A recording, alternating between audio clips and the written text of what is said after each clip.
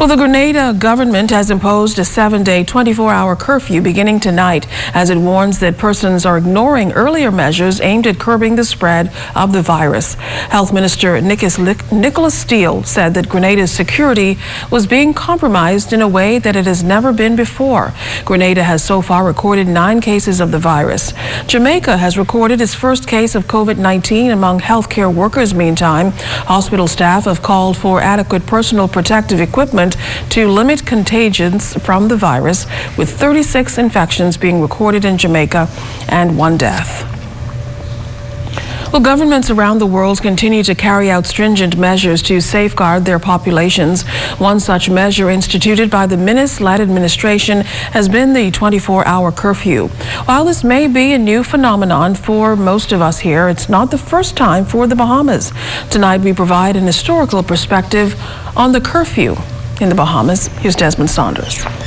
Noted Bahamian historian and associate professor of history at the University of the Bahamas, Dr. Christopher Curry, believes the recently imposed 24-hour national curfew as a result of the COVID-19 pandemic represents a chain of events in Bahamian history dating back to the late 18th century when lockdowns were established to protect citizens during times of war and riots. In L.D. Powell's Land of the Pink Pearl, written in 1888, he describes a curfew being established in Nassau.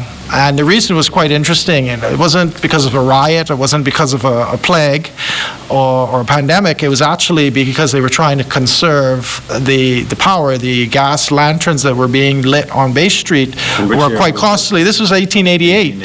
And so basically, to save money, the government established a curfew that everyone had to be inside and the lanterns were shut off by 9 o'clock each night. Dr. Curry vividly recalls a curfew carried out during the 1942 Burma Road riot.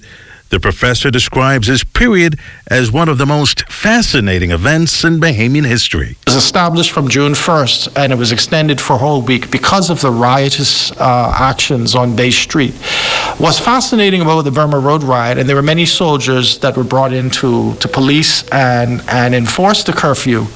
There were persons who were curfew breakers, and it's reported in the newspapers that they were at one point, less than a week after the Burma Road riot, I think it was June 5th, they arrested 35 persons initially for being curfew breakers. And there were at least 5 Bay Street merchants who were part of that 35 that were arrested. And one of the 5 that was really interesting was none other than Roland Simonet, who would later become the Premier of the Bahamas. Dr. Curry says the current 24-hour curfew was not as extensive as the 1942 curfew, but he did identify some similarities. Persons, even 5 days after the riot, were upset by the curfew regulations because apparently people were used to eating their fine dinners at 7 or 8 o'clock at night. And remember, this is in the summer, so the sun is setting, 7:30, 8 o'clock. And so the housekeepers and domestics who worked in these palatial homes in the east, for example, had to leave at a time that was beyond the curfew.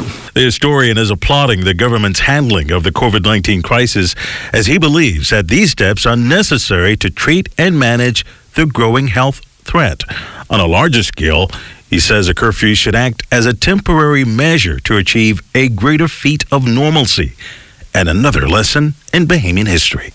Desmond Saunders, ZNS Network News.